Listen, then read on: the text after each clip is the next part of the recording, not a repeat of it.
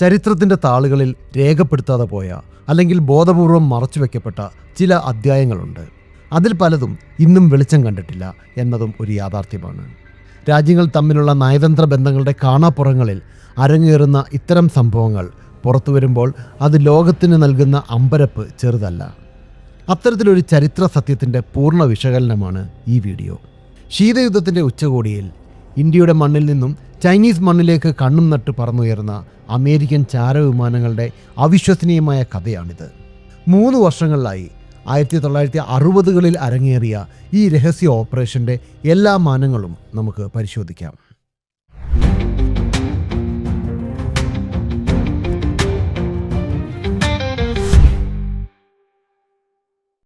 1962 ശൈത്യകാലം. ഹിമാലയത്തിൻ്റെ മഞ്ഞുമൂടിയ കൊടുമുടികളിൽ ചോരയുടെ ഗന്ധം പടർന്ന ദിനങ്ങൾ. ലോകസമാധാനത്തിനും ചേരിചേരാ നയത്തിനും വേണ്ടി നിലകൊണ്ട സ്വതന്ത്ര ഇന്ത്യക്ക് നേരിടേണ്ടി വന്നത് സമാനതകളില്ലാത്ത ഒരു ചതിയായിരുന്നു. ഹിന്ദി ചീനി ഭായ് ഭായ് എന്ന മുദ്രാവാക്യം മുഴക്കി സൗഹൃദം നടിച്ച ചൈന അപ്രതീക്ഷിതമായി അതിർത്തി കടന്ന് ആക്രമണം അഴിച്ചുവിട്ടു. നെഹ്റുവിൻ്റെ ഇന്ത്യ ഈ ആക്രമണത്തിന് മുന്നിൽ പകച്ചുപോയി. പർവ്വതനിരകളിൽ നമ്മുടെ ധീരരായ സൈനികർക്ക് ആവശ്യമായ ആയുധങ്ങളോ തണുപ്പിനെ പ്രതിരോധിക്കാനുള്ള വസ്ത്രങ്ങളോ ഉണ്ടായിരുന്നില്ല. ഈ യുദ്ധം കേവലം ഒരു അതിർത്തി തർക്കം മാത്രമായിരുന്നില്ല, മറിച്ച് ഏഷ്യയിലെ ഏറ്റവും വലിയ ജനാധിപത്യ രാജ്യത്തിനേറ്റ കനത്ത പ്രഹരമായിരുന്നു.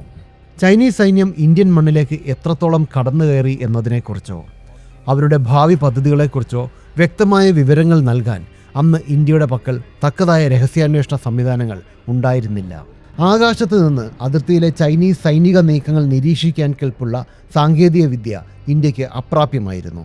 പരാജയത്തിൻ്റെ കയ്പുനീർ കുടിച്ച പ്രധാനമന്ത്രി ജവഹർലാൽ നെഹ്റുവിന് ഒരു കാര്യം ബോധ്യമായി: തൻ്റെ ആദർശവാദങ്ങൾക്കപ്പുറം യാഥാർത്ഥ്യത്തിൻ്റെ ലോകം ക്രൂരമാണ്.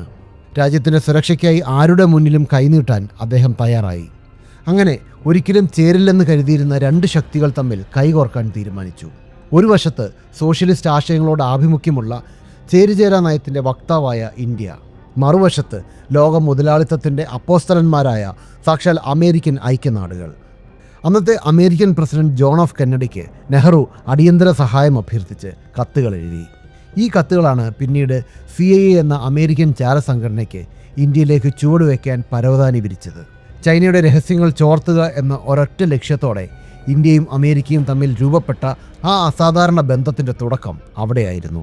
1962 യുദ്ധത്തിന് ശേഷം ഇന്ത്യയുടെ സുരക്ഷാ നയങ്ങളിൽ വലിയ മാറ്റങ്ങൾ സംഭവിച്ചു. ഇന്ത്യയുടെ ഇൻ്റലിജൻസ് ബ്യൂറോ അമേരിക്കൻ ഏജൻസികളുമായി സഹകരിക്കാൻ നിർബന്ധിതരായി.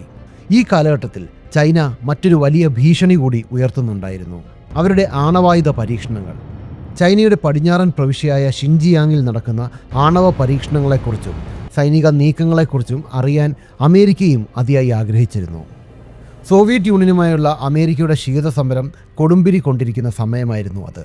സോവിയറ്റ് യൂണിയൻ്റെ വ്യോമാതിർത്തികളിൽ അമേരിക്കൻ ചാരവിമാനങ്ങൾ വെടിവെച്ചിടപ്പെട്ടതോടെ ചൈനയെ നിരീക്ഷിക്കാൻ സുരക്ഷിതമായ മറ്റൊരു താവളം അമേരിക്കയ്ക്ക് ആവശ്യമായി വന്നു.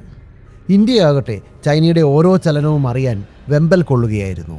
അങ്ങനെ 2 രാജ്യങ്ങളുടെയും ശത്രു ഒന്നായപ്പോൾ അവർ സ്വാഭാവികമായും സുഹൃത്തുക്കളായി. 1963 ജൂണിൽ അമേരിക്കൻ പ്രസിഡന്റ് കെന്നഡിയും ഇന്ത്യൻ രാഷ്ട്രപതി S രാധാകൃഷ്ണനും തമ്മിൽ ഒരു രഹസ്യ കരാറിൽ ഒപ്പുവെച്ചു. ഈ കരാറാണ് ഇന്ത്യയുടെ വ്യോമാതിർത്തിയും വിമാനത്താവളങ്ങളും CIA ഉപയോഗത്തിനായി തുറന്നു കൊടുക്കാൻ വഴിതെളിച്ചത്. ഈ രഹസ്യ നീക്കങ്ങളുടെ ചുക്കാൻ പിടിച്ചത് ഇന്ത്യയുടെ അന്നത്തെ പ്രഗത്ഭനായ ഇൻ്റലിജൻസ് മേധാവി BN മല്ലിക്കും ഒഡീഷയിലെ കരുത്തുറ്റ രാഷ്ട്രീയ നേതാവും മുൻ പൈലറ്റുമായ ബിജു പട്നായിക്കുമായിരുന്നു. 2ാം ലോക മഹായുദ്ധത്തിൽ പൈലറ്റായി സേവനമനുഷ്ഠിച്ചിട്ടുള്ള ബിജു പട്നായിക്കിന് വ്യോമയാന മേഖലയിലും ഭൂമിശാസ്ത്രപരമായ തന്ത്രങ്ങളിലും അഗാധമായ അറിവുണ്ടായിരുന്നു. അദ്ദേഹത്തിൻ്റെ നിർദ്ദേശപ്രകാരമാണ് അമേരിക്കൻ വിമാനങ്ങൾക്ക് താവളമൊരുക്കാൻ ഒഡീഷയിലെ കട്ടക്കിനടുത്തുള്ള ഒരു രഹസ്യ കേന്ദ്രം തിരഞ്ഞെടുക്കപ്പെട്ടത്. അത് മറ്റൊന്നുമായിരുന്നില്ല, ചാർബാട്ടിയ വ്യോമത്താവളം. തികഞ്ഞ രഹസ്യ സ്വഭാവത്തോടെയായിരുന്നു ഈ നീക്കങ്ങളെല്ലാം നടന്നത്. ഇന്ത്യൻ പാർലമെൻറ്റോ ജനങ്ങളോ എന്തിന് മന്ത്രിസഭയിലെ പല ഉന്നതർ പോലുമോ ഈ വിവരങ്ങൾ അറിഞ്ഞിരുന്നില്ല.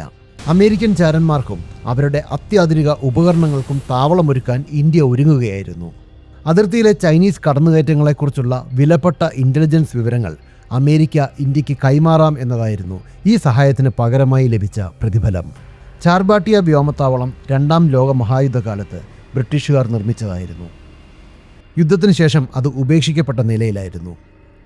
CIA പ്രത്യേക സംഘം രഹസ്യമായി ചാർബാട്ടിയ സന്ദർശിക്കുകയും തങ്ങളുടെ വിമാനങ്ങൾക്ക് ഇറങ്ങാൻ പാകത്തിൽ ഒരു എയർ സ്ട്രിപ്പ് നവീകരിക്കാൻ തീരുമാനിക്കുകയും ചെയ്തു. അവിടെ ഇറങ്ങാൻ പോകുന്ന വിമാനം സാധാരണ വിമാനമായിരുന്നില്ല, മറിച്ച് ലോകത്തിലെ ഏറ്റവും മികച്ചതും ഭയപ്പെടുത്തുന്നതുമായ ചാരവിമാനം ലോക്ഹീഡ് U-2 അഥവാ ഡ്രാഗൺ ലേഡിയായിരുന്നു. U-2 വിമാനങ്ങൾ അക്കാലത്തെ ഒരു സാങ്കേതിക വിസ്മയമായിരുന്നു.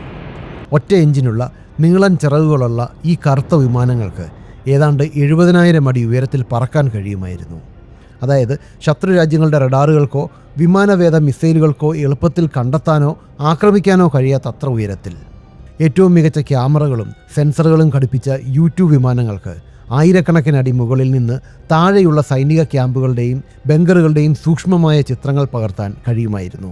ചാർബാട്ടിയ വ്യോമത്താവളത്തിൻ്റെ റൺവേ U-2 വിമാനങ്ങൾക്കായി പ്രത്യേകം നവീകരിച്ചു. അമേരിക്കൻ പൈലറ്റുമാരും സാങ്കേതിക വിദഗ്ധരുമടങ്ങുന്ന സംഘം അവിടെ രഹസ്യമായി തമ്പടിച്ചു. തായ്ലൻഡിലെ തങ്ങളുടെ പ്രധാന താവളങ്ങളിൽ നിന്നാണ് അമേരിക്ക ആദ്യഘട്ടത്തിൽ വിമാനങ്ങൾ പറപ്പിച്ചിരുന്നത്. എന്നാൽ ചാർബാട്ടിയ സജ്ജമായതോടെ ഇന്ത്യയുടെ ഹൃദയഭാഗത്തു നിന്ന് ചൈനയുടെ നെഞ്ചിലേക്ക് കണ്ണയക്കാൻ അവർക്ക് സാധിച്ചു. CIA ഏറ്റവും ആധുനികമായ ആശയവിനിമയ സംവിധാനങ്ങളും ഫോട്ടോകൾ ഡെവലപ്പ് ചെയ്യാനുള്ള ലബോറട്ടറികളും ചാർബാട്ടിയയിൽ ഒരുക്കി. ഒരു രാജ്യത്തിൻ്റെ പരമാധികാരത്തിനുള്ളിൽ മറ്റൊരു രാജ്യത്തിൻ്റെ ചാരസംഘടന പൂർണ്ണ സ്വാതന്ത്ര്യത്തോടെ പ്രവർത്തിക്കുന്ന കാഴ്ചയായിരുന്നു അത്.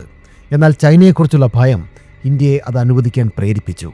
നവീകരണ പ്രവർത്തനങ്ങൾക്ക് ശേഷം 1964 മെയ് 24 ചാർബാട്ടിയിൽ നിന്നുള്ള ആദ്യത്തെ U-2 രഹസ്യ പറക്കൽ നടന്നത്. ആകാശത്തിൻ്റെ കറുത്ത മേലാപ്പിലേക്ക് ഒരു പരുന്തിനെ പോലെ അത് പറന്നുയർന്നു. ടിബറ്റൻ പീഠഭൂമിക്കും ഹിമാലയൻ അതിർത്തികൾക്കും മുകളിലൂടെ മണിക്കൂറുകളോളം പറന്ന് അത് ചൈനീസ് സൈനിക വിന്യാസങ്ങളുടെ വ്യക്തമായ ചിത്രങ്ങൾ പകർത്തി. ആദ്യത്തെ മിഷൻ തന്നെ വൻ വിജയമായിരുന്നു. ഇന്ത്യക്കും അമേരിക്കയ്ക്കും തങ്ങൾ ആഗ്രഹിച്ച വിവരങ്ങൾ കൃത്യമായി ലഭിച്ചു. എന്നാൽ ഈ വിജയത്തിൻ്റെ സന്തോഷം അധികകാലം നീണ്ടു നിന്നില്ല. ആദ്യത്തെ പറക്കൽ കഴിഞ്ഞ് 3-ാം ദിവസം 1964 മെയ് 27 പ്രധാനമന്ത്രി ജവഹർലാൽ നെഹ്റു അന്തരിച്ചു. നെഹ്റുവിൻ്റെ പെട്ടെന്നുള്ള മരണം CIA കണക്കുകൂട്ടലുകൾ തെറ്റിച്ചു. രാഷ്ട്രീയ അനിശ്ചിതത്വം നിലനിൽക്കുന്ന സാഹചര്യത്തിൽ ചാർബാട്ടിയയിലെ പ്രവർത്തനങ്ങൾ താൽക്കാലികമായി നിർത്തിവെക്കാൻ അമേരിക്കൻ സംഘം തീരുമാനിച്ചു. വിമാനങ്ങളും പൈലറ്റുമാരും മടങ്ങിപ്പോയെങ്കിലും ക്യാമ്പിലെ മറ്റ് സജ്ജീകരണങ്ങൾ അവിടെ തന്നെ നിലനിർത്തി. മാസങ്ങൾക്ക് ശേഷം 1964 ഡിസംബറിൽ ഇന്ത്യ ചൈന അതിർത്തിയിൽ വീണ്ടും സംഘർഷാവസ്ഥ ഉടലെടുത്തു. ചൈന തങ്ങളുടെ ആദ്യത്തെ ആണവ ബോംബ് പരീക്ഷിച്ച സമയവുമായിരുന്നു അത്. ഇതോടെ ഡ്രാഗൺ ലേഡി വീണ്ടും ചാർബാട്ടിയിൽ തിരിച്ചെത്തി.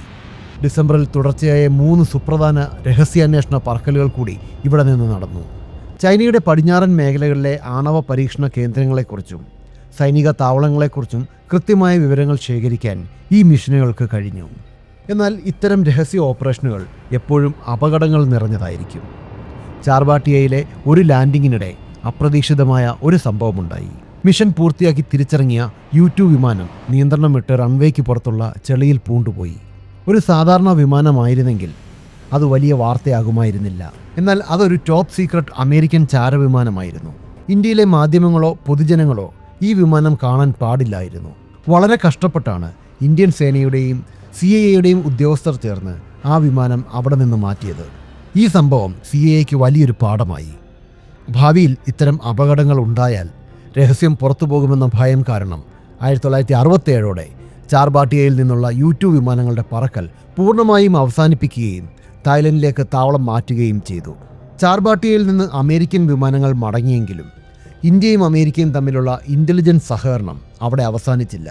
വ്യോമത്താവളം അടച്ചതിന് ശേഷവും അമേരിക്ക ഇന്ത്യക്ക് അത്യാധുനിക നിരീക്ഷണ ഉപകരണങ്ങൾ കൈമാറുകയും ഇന്ത്യൻ ഉദ്യോഗസ്ഥർക്ക് പരിശീലനം നൽകുകയും ചെയ്തു.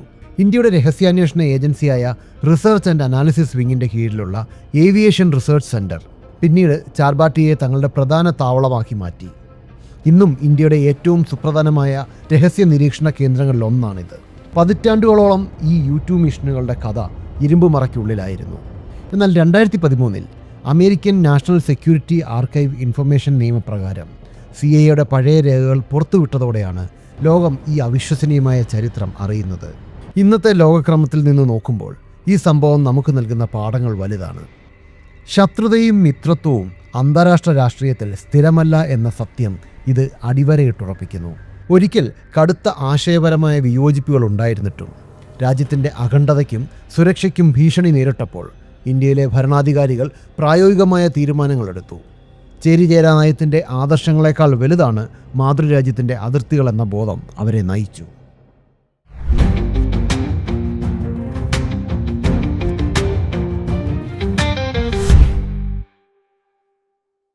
ചരിത്രം എന്നത് കേവലം സ്കൂൾ പാഠപുസ്തകങ്ങളിൽ പഠിക്കുന്ന യുദ്ധങ്ങളുടെയും ഉടമ്പടികളുടെയും മാത്രം കഥയല്ല. മറിച്ച് അർദ്ധരാത്രികളിൽ അടഞ്ഞ വാതിലുകൾക്ക് പിന്നിൽ നടക്കുന്ന ഗൂഢാലോചനകളുടെയും ആകാശത്തിൻ്റെ അതിരുകളില്ലാത്ത നീലിമയിൽ രാജ്യമില്ലാതെ പറക്കുന്ന ചാരവിമാനങ്ങളുടെയും കൂടി കഥയാണ്. ചൈനീസ് മണ്ണിലേക്ക് രഹസ്യമായി കണ്ണുനട്ട് ഒഡീഷയിലെ ചാർബാട്ടിയിൽ ഉറക്കമൊഴിഞ്ഞിരുന്ന ആ പഴയ ഡ്രാഗൺ ലേഡിയുടെ ഓർമ്മകൾ ഇന്നും നമ്മുടെ ഭൂതകാലത്തിൻ്റെ നിഗൂഢമായ ആകാശങ്ങളിൽ എവിടെയോ പറന്നു നടക്കുന്നുണ്ട്. രാഷ്ട്രീയത്തിൻ്റെ മാറുന്ന കാറ്റുകളിൽ നാളത്തെ ശത്രുക്കൾ ഇന്നത്തെ മിത്രങ്ങളായേക്കാം. പക്ഷേ രഹസ്യങ്ങളുടെ ഈ ആകാശയാത്രകൾ എക്കാലവും മനുഷ്യനെ വിസ്മയിപ്പിച്ചുകൊണ്ടേയിരിക്കും. ലോകരാഷ്ട്രീയവും പ്രതിരോധ തന്ത്രങ്ങളും ബിസിനസ് മാറ്റങ്ങളും എന്നിങ്ങനെ നമ്മുടെ ലോകത്തെ രൂപപ്പെടുത്തുന്ന നിർണായക ഘടകങ്ങളെക്കുറിച്ച് വിശകലനം ചെയ്യുന്ന വിശ്വസനീയമായ മലയാളം ചാനലാണ് ചാണക്യ. നിങ്ങൾക്കും നിങ്ങളുടെ ബ്രാൻഡിനും ഞങ്ങളോടൊപ്പം ചേർന്ന് പരസ്യം നൽകാൻ ആഗ്രഹമുണ്ടെങ്കിൽ ദയവായി ബന്ധപ്പെടുക.